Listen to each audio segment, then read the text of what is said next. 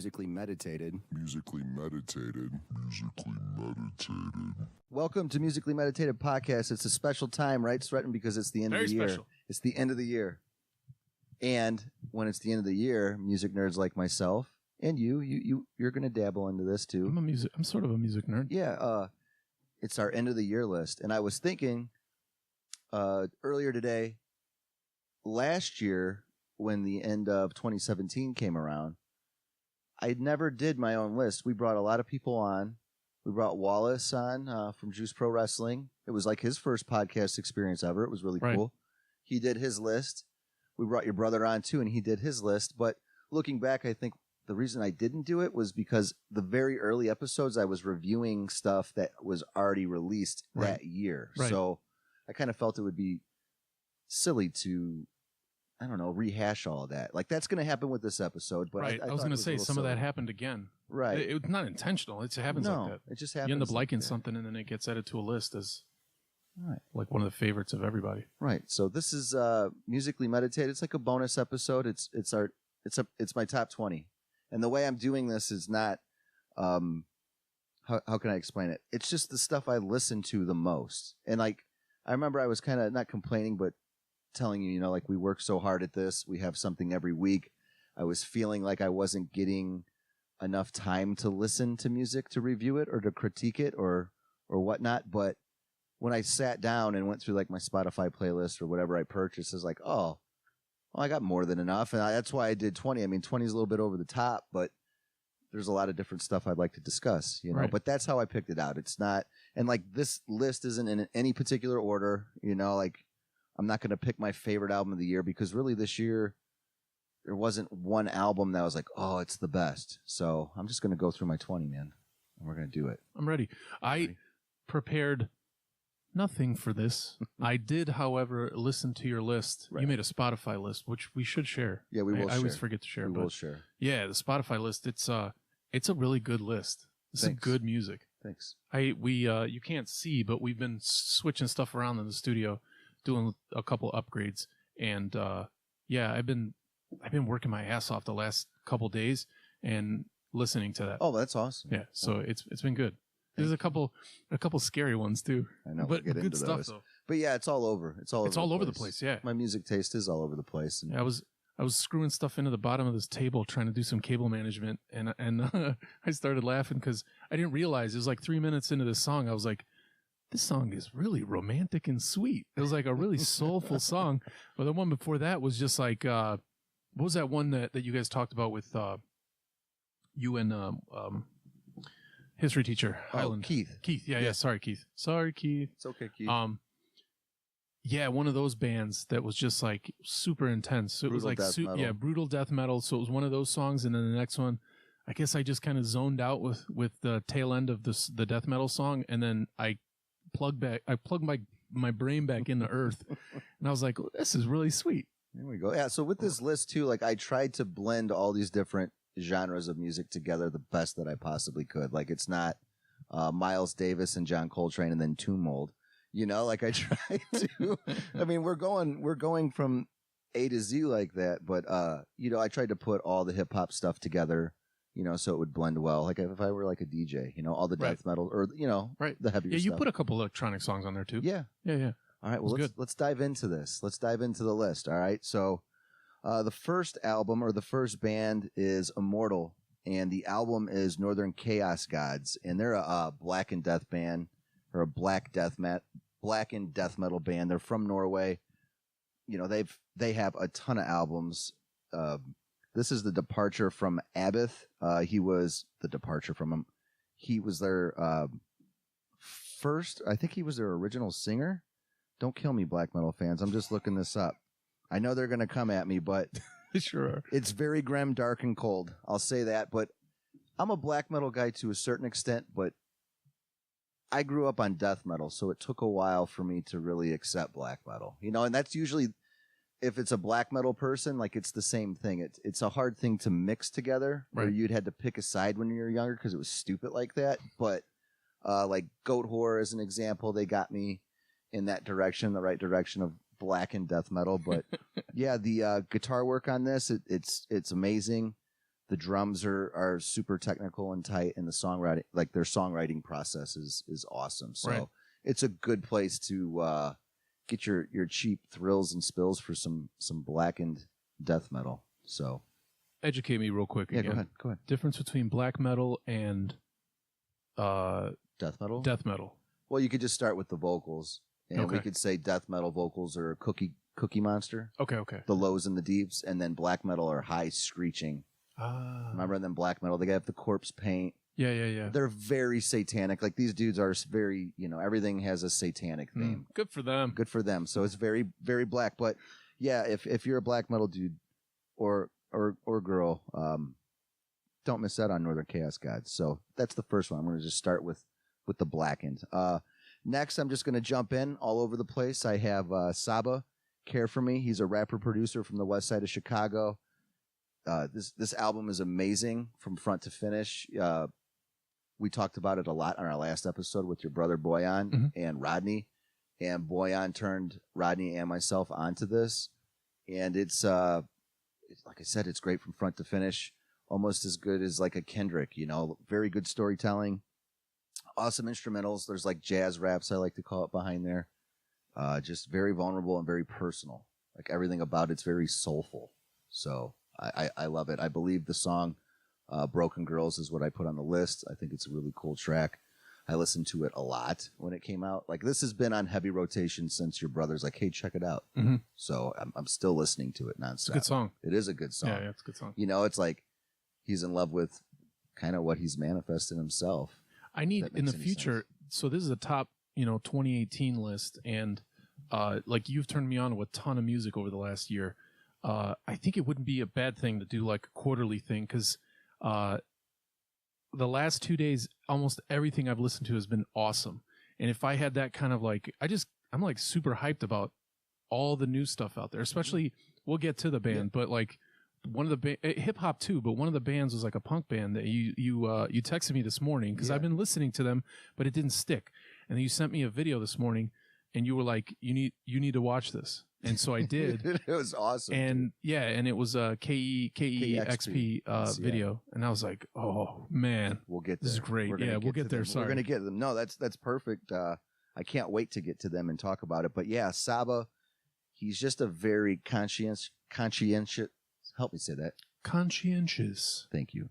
Rapper, and I believe he has something to do with Chance. I'm sorry, Chance the rapper. Like I think he's his cousin, and Chance is really just bringing some talented people to the forefront, and it's nice to see. I mean, a little bit biased, kind of, because we're Chicago people to a certain extent. What's good is good, though. What's good is good, and I love to see this with Chicago and the Midwest, but just something besides like the drill and all the violence, right? Like let's just not focus on that. Chicago's not about that. And here's some really good soulful hip hop that, I don't know. I love the way he expresses himself on it. So moving on, next is Street Sects. There we go. I said it right. The Kicking Mule. We just had the opportunity to interview them. Right. I saw their live performance. The album is a really cool like mix between industrial, punk rock. Like you said, there's like a little bit of 80s new wave behind the vocals. Behind the vocals, yeah. And it's really nice because the album before that it was more aggressive, a lot more noise, and a lot more pounding and just really abrasive. But you could tell they stepped back. The production's great from Sean and all of his instrumentals, and Gio's vocals, like he really shines. Yeah, he really shines. I've been listening to this too. So before you gave me the list, I've been listening to Street Sects. And what I do like about it is there's a lot of when the music's super hard or intense, I should say, I guess, the vocals, usually you don't know what they're saying. And what I'm getting out of them is every time I hear one of their songs, like a repeat, when I hear it on a second, third, fourth, fifth listen, I just get, it's like doing a puzzle, right? And like, the puzzle, let's say, we both have ADD, so I do 50 piece puzzles. I can't handle any more than that.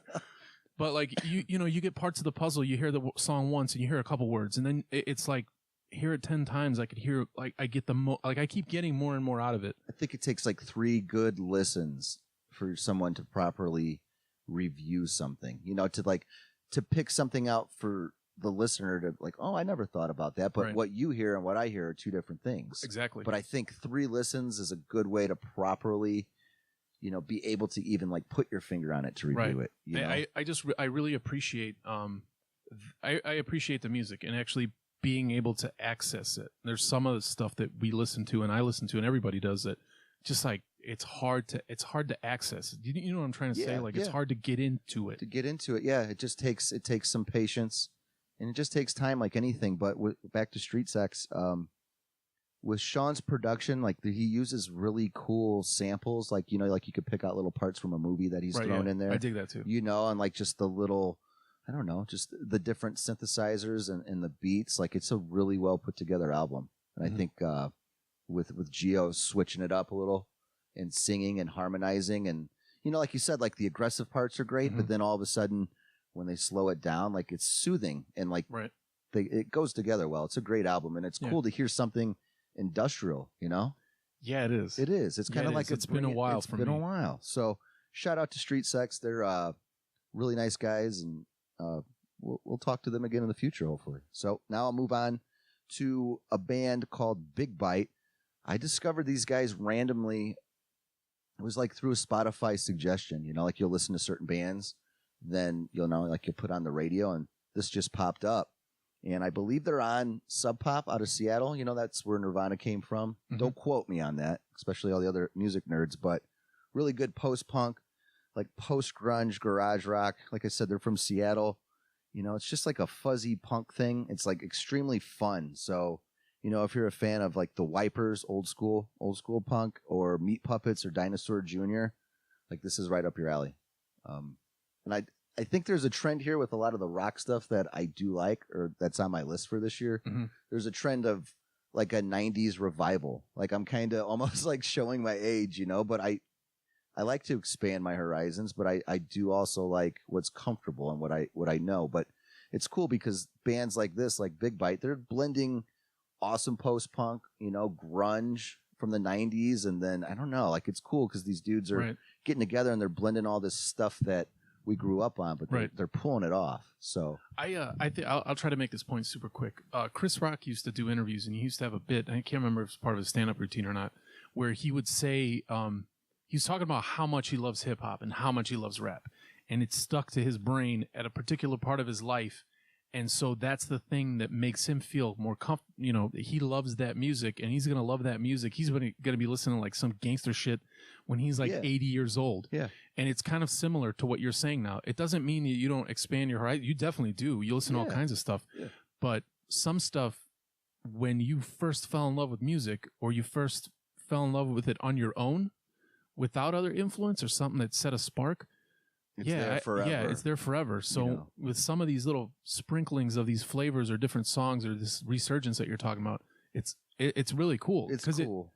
It's just nice to listen to it. It's super exciting. Like with a band like Big Bite, like everybody, like they're a fun rock and roll band. There's no screaming or anything, and it's just everybody should check it out. And I randomly stumbled across it, and then I believe they were in Revolver. Like Revolver had their list, and I'm gonna poop on that towards the end of the episode, just a little bit, just one band in particular, a little bit, just a touch. But yeah, check out Big Bite. And now I'll move on to another one. We've talked about them before when Keith G was here on our favorite heavy metal albums of the year. Yeah. And that's Celeste. And you like them too. Remember, they're from France. Yeah. And they're like a perfect, they're from Lyon, France, but they're a perfect mix between sludge, black metal, and post-hardcore.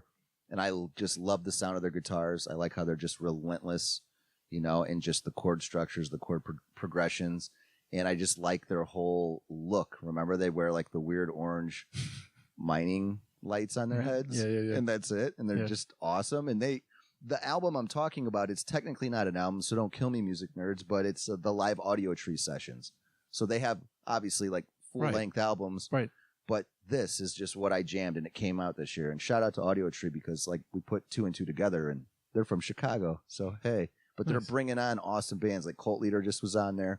Birds and Row was on there too this year, Gouge Away, another awesome band that's on Death Wish. They were just on there. So, yeah, I don't know. I just listened to this particular album a lot more towards the beginning of the year, but I enjoyed it, especially for metal. Now we'll move on to something a little bit. You'd be like, "What? Really? Really?" But yeah, really. John Coltrane and Mr. Miles Davis. I actually bought this record before I even listened to it because I just knew it was going to be good. But it's a bootleg series, and it's called Miles Davis and John Coltrane Bootleg Series Volume 6, the final tour. And it's got Miles on trumpet, Coltrane on sax. My favorite song on here is Round Midnight. But, man, there's something between, there's a great chemistry between Miles and Coltrane, and I believe this live recording's from the 60s, so this is like right when Kinda Blue came out, and it's a good place for everyone to start with jazz. Right.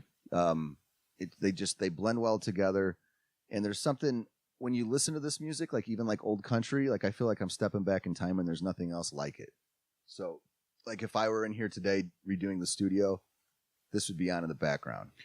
No, but see, like jazz is like a cool, like I said, like a step back, and Miles Davis and John Coltrane are iconic figures for music. I thought, I keep talking about the work today, but I must have been under the desk all day because this is another under the desk story. But when this song came on, it was awesome. Like it was exactly like the way that you made the list really went up, and like it was, you put it together nice. It was cool. Thank you.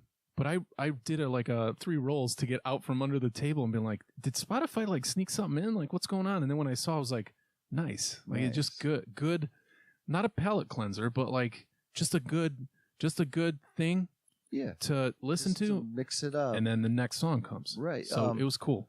Yeah, just jazz is one of those things, like I'd like to do a complete jazz episode, but you don't really bump into a lot of jazz heads, but when you do, it's like you get like, oh, like you like Jaco? Like, yes, I do. Like it's like this brotherly love of jazz heads. So I don't bump into them all the time, and it's not like, I'm rocking this all the time, but I'd rather listen to an album, this particular album than a new country album or something, just as an example. But, there's no one cooler than Miles Davis maybe ever on the planet.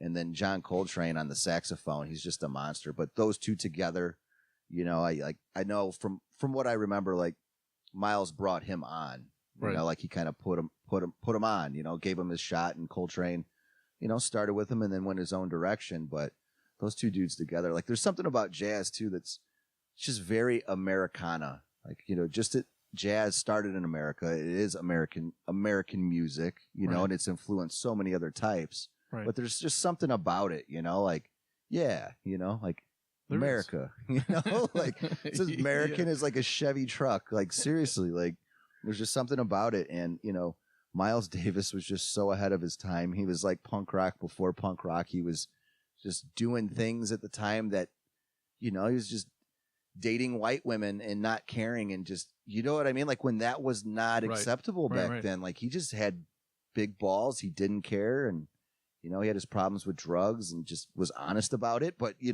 was honest about it. He's just an iconic figure, like I'm not trying to celebrate like any of the bad stuff, but like, he's just like a punk rock. He was like a rock star before rock stars. Right. And then Coltrane. But yeah, it's just a great record, and good thing to clean your house too, or whatever. Just chill out, man. Good background music. So I'm glad you enjoyed it, Sredden. Now I'll move on to JPEG Mafia, and the album is Veteran. This was like my favorite record for like the first 2 months of the year. Listened to it a lot. North Calvert, whatever that song, like the very first song that opens up the record, is one of my favorite hip hop songs of the year. His name's Peggy. He's a kind of a controversial dude, like in your face, and he's interesting. I want to see them. I want to see him live eventually. It's definitely like an alternative hip hop deal. He does his own production, and I don't want to say Death Grips because he gets pissed about that, because a lot of people were, always comparing him. But it is what it is. Just if you haven't heard of him, definitely check him out. But did you like this particular song? Do you remember off the top of your head? I don't remember. Okay. There were about 5 or 6 songs that I really enjoyed, and I couldn't get up because, like I said, I was working. And then a couple that I didn't. This might have been part of the group. Okay. It was a hip hop song. It doesn't really match. It was like North Calvert or something is the name of the track. It doesn't really match the intensity of the rest of the record, but it's a good way to start off with JPEG Mafia. I remember liking all of the hip hop songs. Okay. So, which I usually, I usually don't. like with all the hip hop, even like the stuff that you and Boyan and Rodney suggested, like I dipped my toes in it last week after I listened, and yeah, maybe like 20% of it, 25% of it, I really dig. And but I do like hip hop, but I'm super, super picky in particular. Okay. So maybe that means I don't. No, it's okay, man. It's okay. JPEG Mafia, good album. Everybody check it out. Now I'll move on to Culture Abuse Daydream. We had an entire episode where we talked about that and Nothing's Dance on the Blacktop. So go back and revisit that. I even talked about seeing them live for the first time, and I was listening to this all the time when it first came out, and it was a really good summer album. It puts a smile on your face. All culture abuse stuff puts a smile on my face, and if you like the Ramones, check out Culture Abuse. I mean, they have that 90s vibe to them, but everything about them is very posy, big smile. Like if you were to live in California, unfortunately we don't, it's called Daydream. That's the album I'm talking about, but it's just very Cali and very fun. So yeah, go back to the past episodes and check it out, because I talked about it for like an hour. It's good stuff. It is good stuff. Thanks, Redden. Now here's the one that scared you, and I'm glad that it did. I think eventually, after I properly digest this piece of art, because that's what it is, I could maybe do like an episode on it. And this is Daughters, You Won't Get What You Want. And they were just in Chicago. They did 2 shows at our favorite place, Beat Kitchen. But unfortunately, not unfortunately, but we have other occupations. But so I had to work, so I could not go, and I was bummed out about it. But they will be back in March. I don't remember where in the city in Chicago, but I'm gonna check it out. But they formed in 2002. They're from Providence, Rhode Island. They've broken up, got back together, back and forth. They've had different lineup changes and whatnot. But this was like their first album since, I don't know, maybe 10 years, and it's just different. This is like for the music, like the musically adventurous types. Like there's nothing else that sounds like this.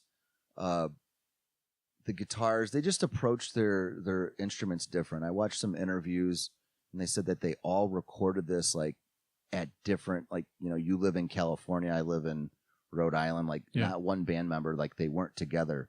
So it took a while for them to compose it. But after they did their parts, or they would lay down a track, I think eventually they did get together to finish it. Right. Or like, because they all have jobs too. Like I was just saying, like we have jobs, but I don't know. I don't even know really how to describe this music or this record, but it's just different. So if you want to, I don't know, there's like peaks in it that makes me really uncomfortable and really anxious. Yeah. But I like the singer, because their earlier stuff, the best way I could describe it was like they had elements of grindcore and hardcore and, I don't know, even power violence, but I just want to say like spazzy, like very spazzy and technical, but not with this particular record. So this song, it's crazy that you put it on the list, and it's crazy that we're talking about it, and it's scary. I say it's scary because it scared me. I don't know why. Like I'm listening to it, and it was it was not creepy, scary. Sunday I was in the bookstore, and for some reason I was listening to classical music because I'm super cool, and I was listening to some stuff, and there was a particular instrument that I can't remember right now which one it was, but I wanted to hear something scary. I know that doesn't make sense. Not music from a scary movie. I just want to hear something that gave me that feeling, and I didn't know how to search it out. There's another guy in the store with me, and so we use Alexa, and we asked her to play a bunch of stuff, and couldn't quite get it to it. The closest we got, we listened to some like voodoo Creole New Orleans stuff, and it didn't like catch the vibe. And then Daughters today, that came on, and Daughters, it was like Less Sex is the track we're talking about. And I, like 2 hours ago, I was so tired, and I'm listening to that, and I started smiling because I was like, this song is scaring the hell out of me. But it's a good song. It's a great song. And like, I was like, this is the thing. This is what I was looking for the other day. This is exactly what I wanted to hear. You have to listen to the rest of like the entire album. There's like I said, they were categorized as a grindcore band in the early days, but now they're a little bit more art. I don't want to say artsy fartsy, but like art metal, and they just approach their especially the guitarists, they just approach their guitars like nobody else that I've ever, like they're just making noises and doing weird shit, but they blend it all together, like they pull it all together. And the bass with this particular album, like the bass and the drums, especially, like there's a good backbone there for the rhythm, so they can be a little bit more experimental. Yeah. So there's a good backbone behind it, but the vocals, especially like that song, he's got like kind of like a sinister, creepy, like, like baritone behind him, or like, I don't want to say Nine Inch Nails or Trent Reznor, but yeah, I didn't. It's something. It's like right there, but it's an awesome album. I did buy the vinyl, off of their Bandcamp, and it's like smoke gray, so nerd alert over here, but and it's a cool album cover, like everything about it, but it's just gonna take some time because I think it came out maybe in the last 6 weeks, and this isn't something like I could listen to every day. I mean, if I do, but I could, but you know what I'm saying? Like, I'd really have to, like, we were talking 3 listens. Right. This is going to take like 25 for me to maybe be able, you know what I'm saying? Like, and it's a good one I wouldn't suggest listening to this any other way from the first song to the last. Like, it blends well together. But yeah, Daughters, You Won't Get What You Want is, it's one of my faves this year. So, like I said, I just need a little bit extra time to digest it. So, yeah, I'm glad it scared you. Well, You want to go see it in March? Probably. Okay. Yes. The last thing was, so even though it's scary, even though you like said that there's a little bit of experimentation in it, everything fit together. Like all the instruments, the vocals, everything did fit together. Sometimes when you do experimental or something that could be referred to as maybe scary, something is off. Either like some beat is off or some noise or something is off. It's like with scary movies, you usually have a monster that has it's human, but its body is somehow misshapen. It freaks you out. It's kind of the same thing, except it did, like everything fit. It wasn't, there was nothing off about it for me. Yeah. So that's all I want to add. That's good. And back to the vocals, I don't know the singer's name off the top of my head. I'm sorry. But it's kind of like a creepy, he's got like a creepy Elvis vibe, or like like Nick Cave or something too. Like there's something with like his baritone voice, but it's a badass album. So for those that like to check out some creepy experimental stuff, like go that way. Cause, before we stop with Daughters, just a shout out to Dom Shirelli. He told me about them many moons ago. So when this album came out, Fantano from The Needle Drop, I'll get into this too in a little bit, but I noticed that I didn't watch the review, cause I'm trying not to do that, watch reviews until I listen to them and have my own thing. But I was like, okay, damn, they got a new album. So I hit up Dom because he told me about it years ago. I'm like, yeah, Daughters have a new album. He's like, what, really? Like, yeah, I want to check it out. So shout out to Dom because he told me about him like a decade ago. But yeah, Daughters, it's just check it out. Just check it out.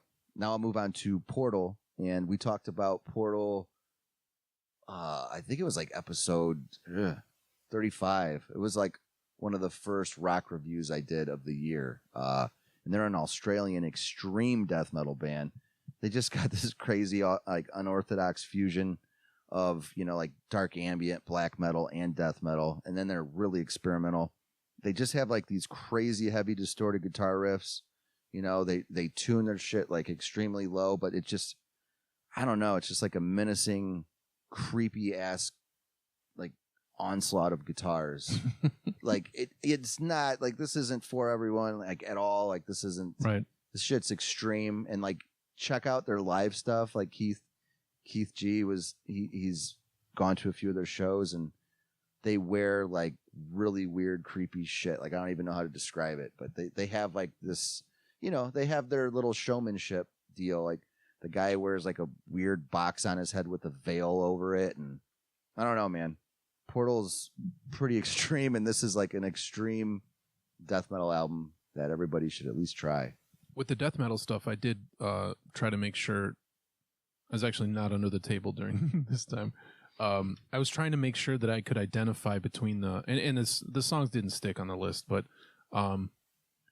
yeah, I think this was one of them I actually liked. I mean, it's like Off the Train tracks, like the whole song. Yeah. It's just a lot of guitar noodling and just chaos. But I haven't heard any death metal like this like in a long time, maybe ever. Like they got their own thing going on, and now they've had other releases in the past, but It never caught my attention like this. So like for extreme brutality, Right. this is a really good place to start. It's just like it sounds like Armageddon. Like it sounds like the end of the world. Like if the end of the world had a soundtrack, it would be this album. So there we go. I probably like you saying that. They probably do. Where are they from? I don't remember. Oh, Australia. So yeah, that's what you guys sound like. You could, yeah. Right. We'll move on. We'll move on. Okay, now I'll move on to Czarface. We talked about them on the hip hop episode Right. a couple weeks ago. That's with it's the album Czarface meets Metalface, and Rodney and Boyan both love it. And going back to the boom bap early 90s style production by Esoteric, it's amazing. He's a good MC himself. Then you have Inspector Deck from Wu-Tang Clan as the other MC, and then you have my favorite MC alive right now, MF Doom. Yeah. So of course I'm going to jump on the Fanboy Express here, but everything about it, it's good. It's good hip hop. It's great bars. It's got the comic book theme to it, so nerd alert, but I love shit like that. And Rodney did send me something today. Czarface is doing a collab with Ghostface, and that's an album that's coming out next year that I'm really looking forward to. Nice. Because Ghostface is just the man. So yeah, go back to Czarface. I played a ton of drums to this because they have the actual real version with all the MCs, and then there's an instrumental too on Spotify. So I was plugging in that to the PA system and just playing live drums to it a lot, like with That's awesome. a lot of rehab for my knee too, because of my knee surgery. So yeah, I was playing some heavy drums to these instrumentals. But yeah, if you like good traditional hip hop and awesome MCing and awesome production and just so on and so forth, like just go over that way and listen. Now, good stuff. It is good stuff. Now I'll move on. This is a little out there, I would say, for me, and it's soothing, but it's the internet. They're from Cali. They've been with and they still are with Tyler Creator's label, Odd Future. And Sid the Kid, the female vocalist, she's just got a really sexy, awesome voice. This is some chill, laid back shit, and it was just a good like summer night vibe. Just relaxing. They did put out an album called Ego Death in 2015. So for those of you that are not familiar with the internet, go back and check out that album. It's just super sexy, and she's just got a seductive voice, man. Yeah, I've never heard of her. And when this song, one of their songs came on the internet, I did look. I was like, "What is this?" And then, I definitely never heard of them. Well, remember the Tiny Desk? They have a great Tiny Desk. I shared it on the group page a long time ago. But go ahead. I'm not the best on the group Facebook. It's okay. I mean, it was a while ago. But it was one of those songs that just sometimes when I think like, oh, I think I know what Joe does and doesn't like, and then I frequently get surprised, which is cool, because that means that anytime you suggest something, I go for it, because you listen to a lot of stuff, and this was one of those that I was like, it's not the usual thing that I would figure you'd listen to. Yeah, but it was good. It is. It was like the jazz one. It's like a little bit of a palate cleanser with some of this other stuff. Yeah, man, it's just good soul. Yeah, and then there's a hip hop vibe behind it, but them as a band, the internet, like I said, like from bass to drums and the instrumentals from the keyboards. Like I don't know the guys' names or anything, but they're a really good band. Yeah. They're really, really tight, and a good place to start is that Tiny Desk performance, because Sid dropped a solo album last year that I really liked too.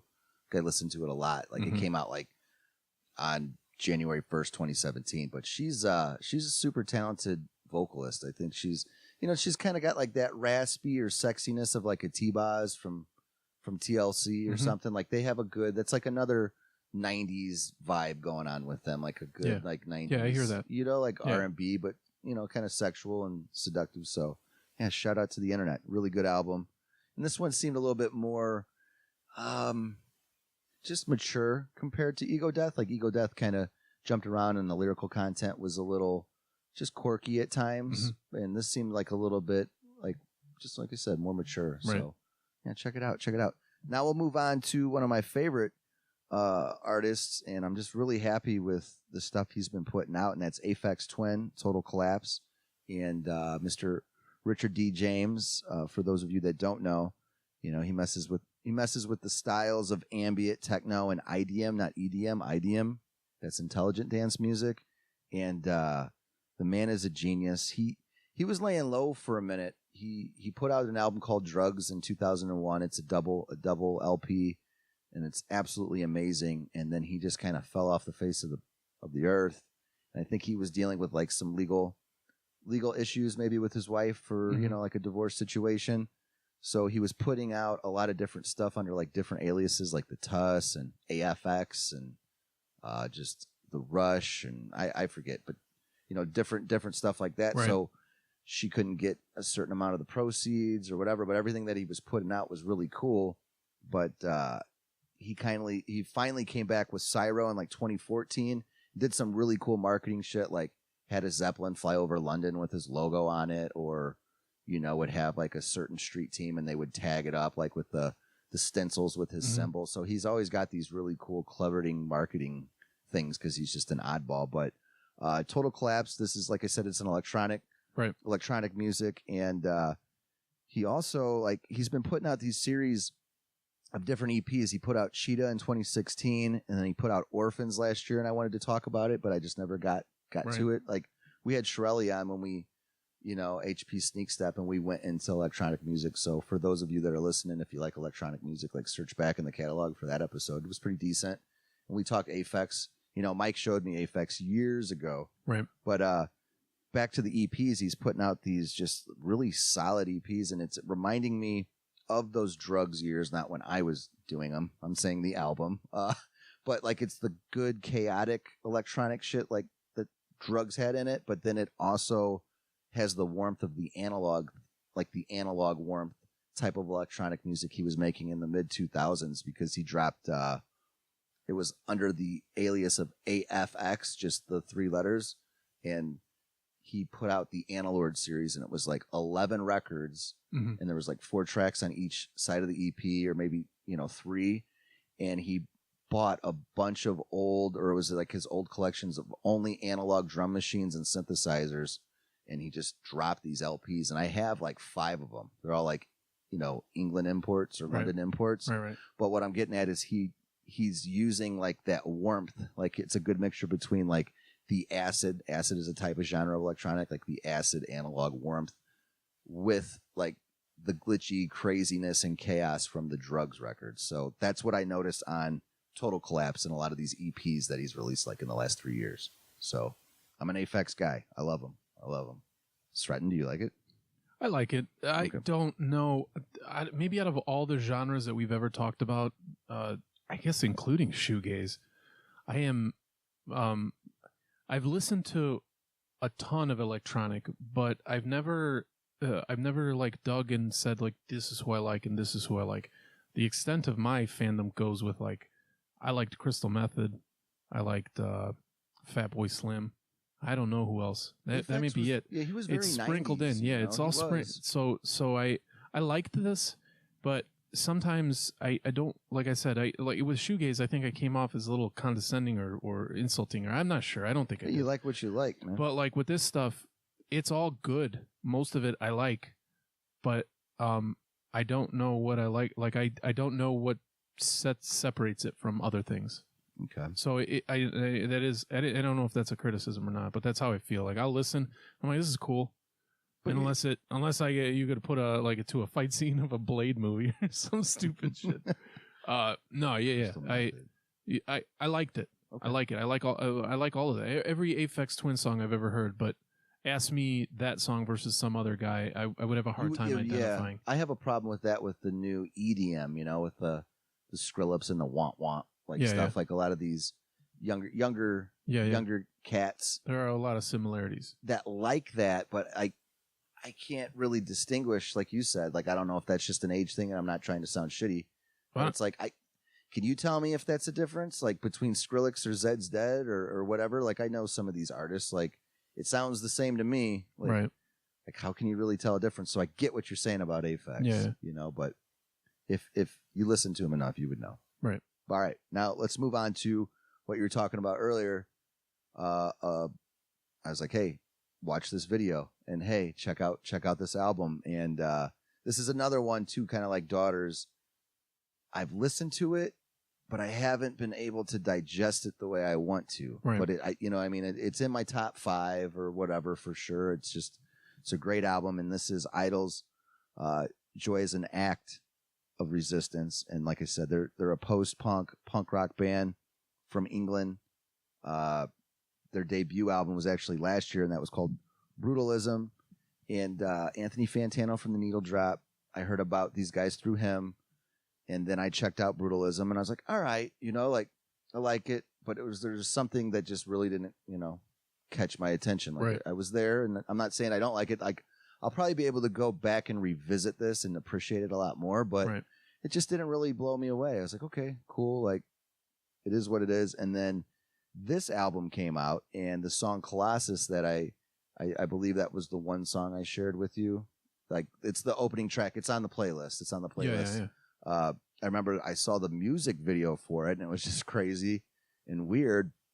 But then that what is it? KEXP performance in Seattle that was earlier this year. That's the first song they played in that set. Yeah, that's Colossus. It just blew me away. Like that whole performance just blew me away. Yeah.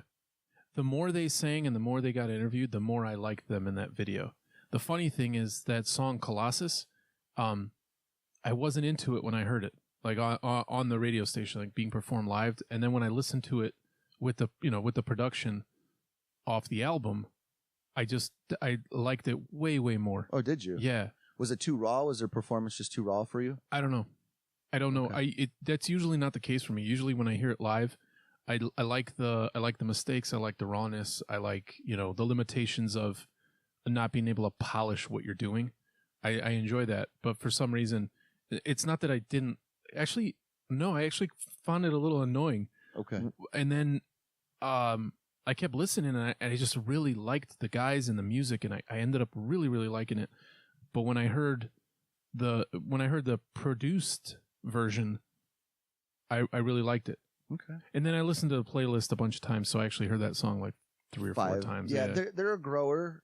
They're not a shower right away. They're definitely a grower.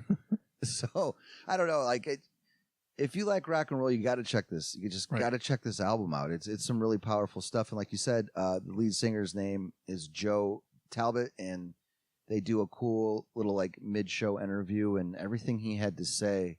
Mm-hmm. Like everything about this band just seems really honest and just really straight up. And, like I don't know, how can I say, like the lyrical content with this it's all over the place. But like I said, it's really honest. Like he's tackling, topics like toxic masculinity, love, self-love, immigration, social classes.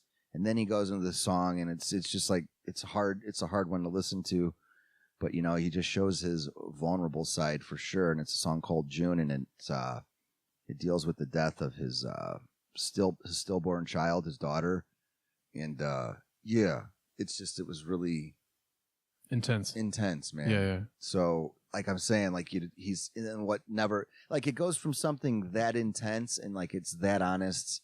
And it's really heartfelt, and it's a tearjerker.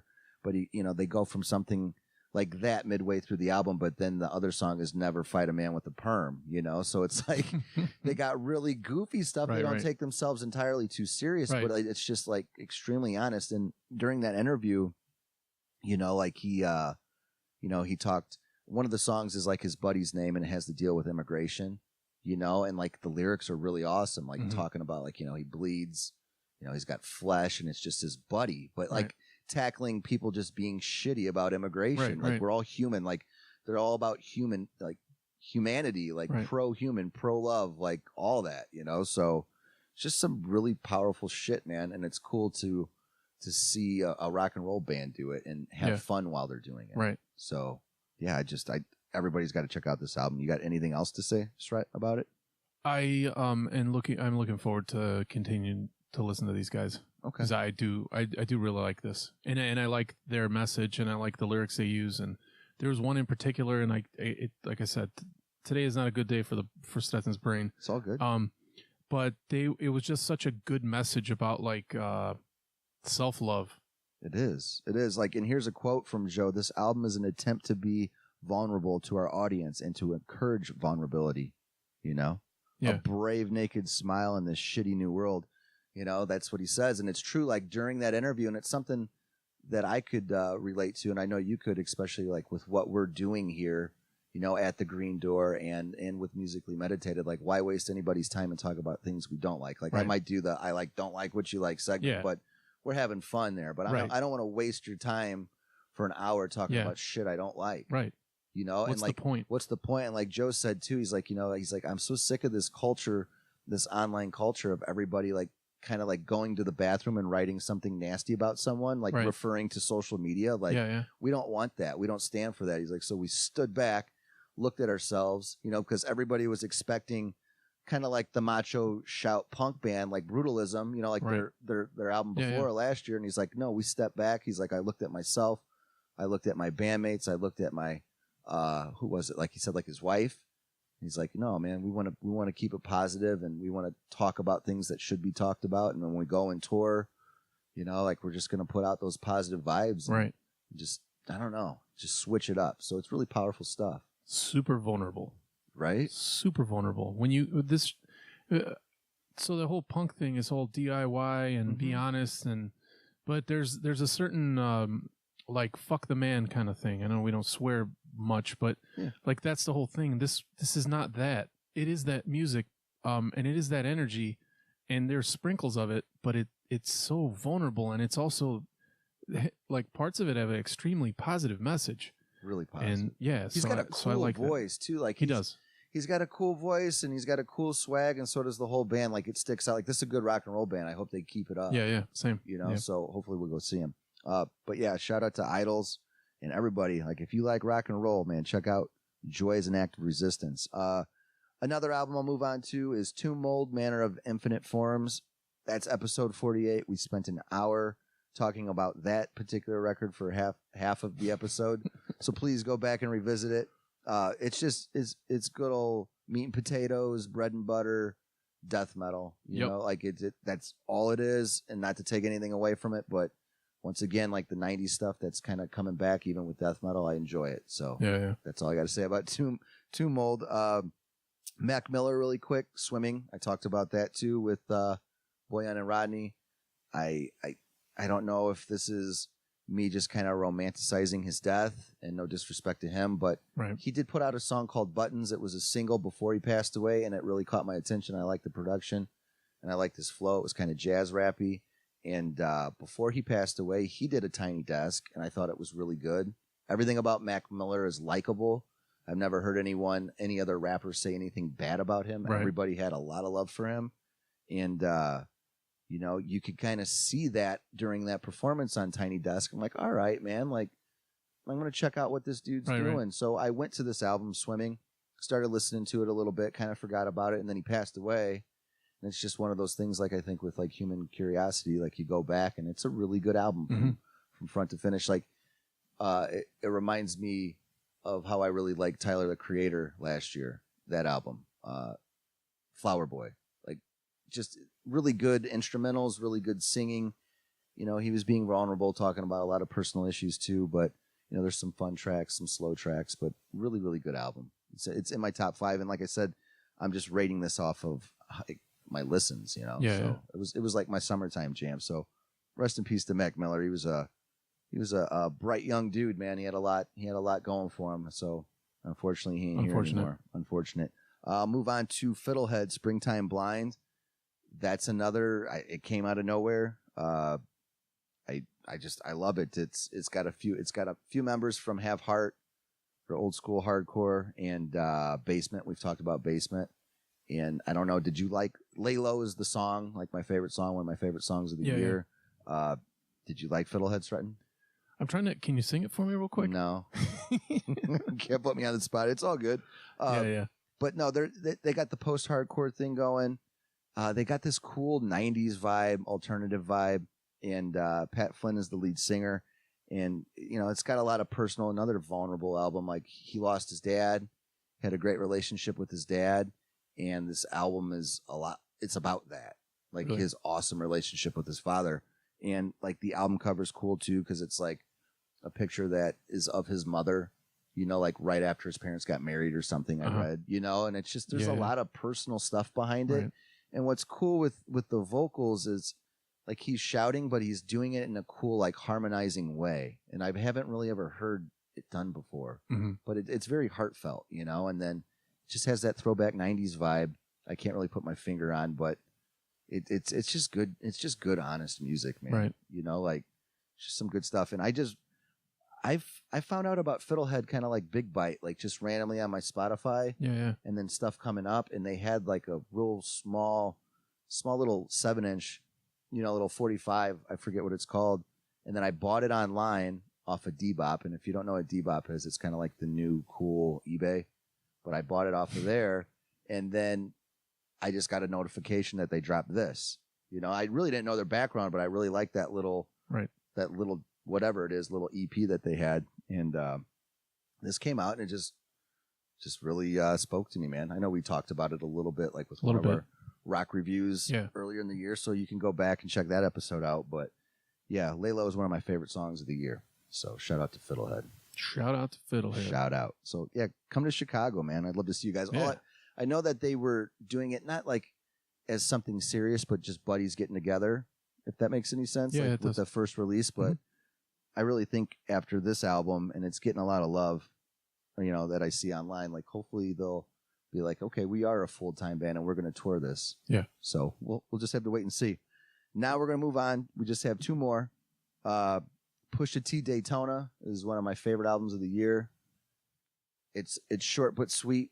You know, this is one of those years too where there's a lot of hip hop releases, and a lot of these other, like even metal albums, like they're short but sweet. They get to the point, and we dive into this really deep on the best hip hop of 2018 with Rodney and Boyan. So go back and revisit that. But yeah, it's probably my favorite hip hop album of the year. So if you're not on the Pusha T Daytona tip, man, you got to get on it. You like him? You like him? Get it together. Yeah, I do. Okay. And the last one is Fetty, and that's a collaboration between Freddie Gibbs, Currency, and Alchemist, the producer. And there's just something about this record, man. Like, you know, Currency, I don't really know that much about Currency, but him and Freddie, they complement each other. They do well. And then, man, Freddie put out Freddie, like his other EP this year, and I listened to that a lot. I mentioned, you know, we talk about it on the hip hop episode. But, man, Freddie Gibbs is just very versatile. Yeah, he is. Like, he could rap on a trap beat. He could rap on, you know, some Alchemist shit. He could rap over, you know, Pinata, which was with Madlib. Like, you can't really put this guy in a box, man. Right. He's doing shit with like Zed's Dead too. They're like a EDM. Like I saw it on SoundCloud. It's like his work ethic is awesome. You know, you could tell he's from where we're from, right? Yeah. You know, you can't really put him in a box, and like he just like I just like his lyrics, like the way he puts words together. The way he puts them together, and just like you were saying too, it's like just grimy, you know, like he's talking about a lot of street shit and he doesn't care. And I love that about him. Yeah, the song with again, I keep referring to the playlist because I'm only listening to singles with this, but there was the one song and you could distinctly, you know, it's him, and he just starts rapping, and I'm like, there he is. And it's great. He catches your ear. He had like, I don't know, it's like with Alchemist beats, like there's a lot of different space and like airy gaps, and Freddie just like plays with it. Like, you know, like he'll add in like 4 more bars, like just real quick, like, you know, like a little bit more Machine Gun style flow, and it's just, he's awesome. And Currency was cool too, like he's kind of got that like slick talk, you know, so they just, you could tell they fed off each other, and it was cool because like there aren't any hooks, and it was just like, here you go, like here's the instrumental and the beat, and like me and you, like you just feed off of me and I feed off of you, and it was I'm not a big hook guy. No? So yeah, if I listen to a song with no hooks, I'm okay with it. You're okay with that. Yeah. Yeah, it's kind of old school. Even though I'm being maybe I'm being what's the word? Because I wasn't a big fan of Too Short. He didn't have a lot of hooks. He just sort of, unless, am I wrong? No, because he would just like, there would be a beat and it'd be a similar beat, and then he would just I'd have to think rap for 5, 10, 20, 30 minutes. Get in where you like, fit in. I mean, that's my like one of my favorites by him. But no, he had some hooks. But I like Too Short. Shout out to Too Short. He liked some of our stuff a while ago. I remember. People love him, I've gone through phases. But when I first got turned on to him, I mean, I don't mean to go on a Too Short thing, but I for some reason it just wasn't for me. Right on. I liked everybody around him, but I don't know. And he comes around here a lot, I think. Does he? To the region? Ignore me. Okay, All right, time. I'm gonna run off here. All right. We do not have. That's it. That's the list. That's the list. So Good list. Go back and check it out.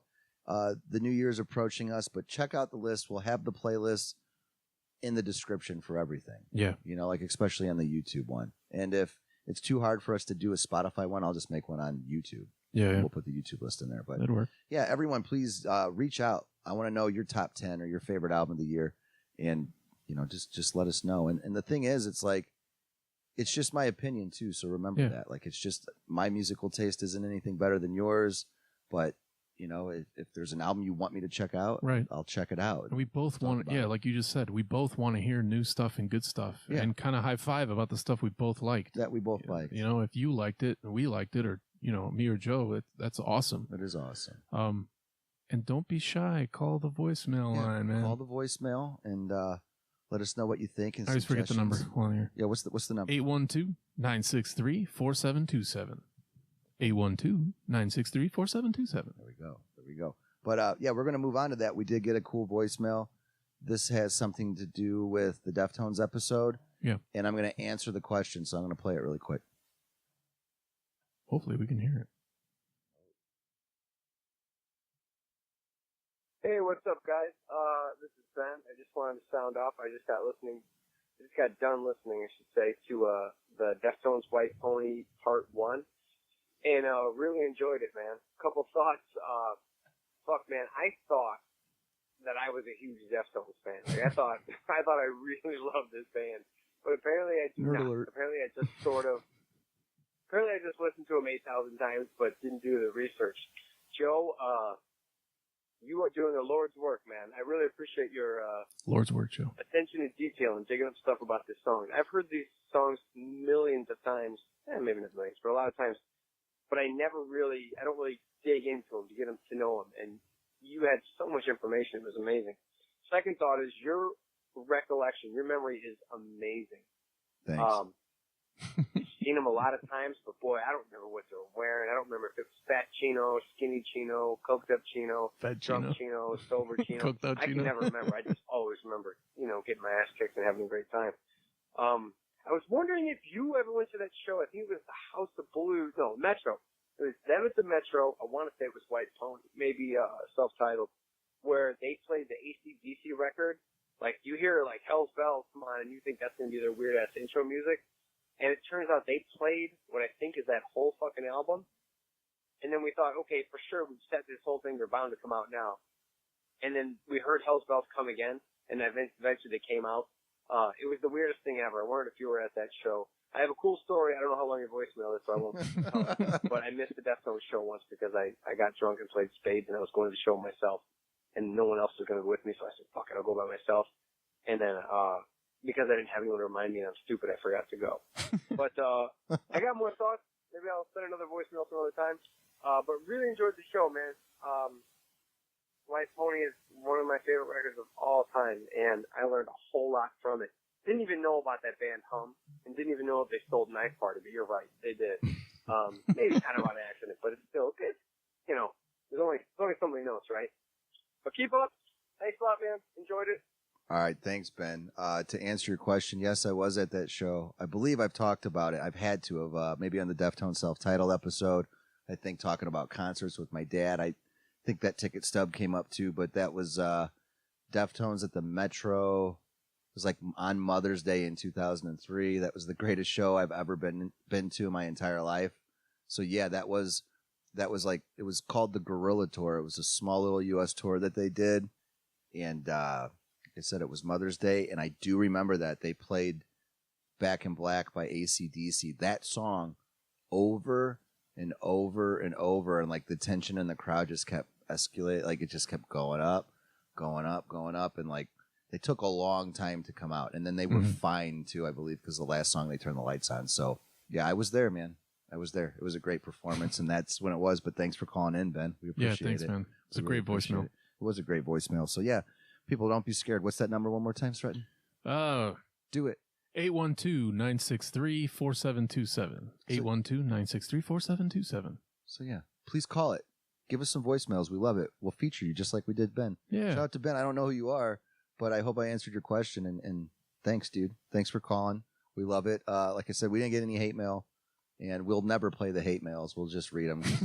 We're not going to give you the press, the PR. Yeah. We're just not going to. But yeah, what's on your list? What's on your top 10? What's on your top 20? Share it with us. Let me know if you hated what I'm referring you to. Let me know if you loved it. Hopefully you like some of it. Right. Right. And another thing too, we might do something fun with a green screen here in the future. Yeah. Yeah. We're going to try it next week. We'll see how it goes. Try it next week. So keep your fingers crossed for us. But everybody, thanks for tuning in. What were your favorite albums? Let me know. What were your favorite songs? Let us know. Help us out. Because like I said, man, we're doing this every week. I don't get the time to discover as much music as I'd like to because we're always working to like the next episode, so on and so forth. So I need people to show me something new. Show me what you like. Anything goes. But we'll see you next week. Adios. I'm musically meditated. That's right. I'm musically meditated. That's right. I'm musically meditated.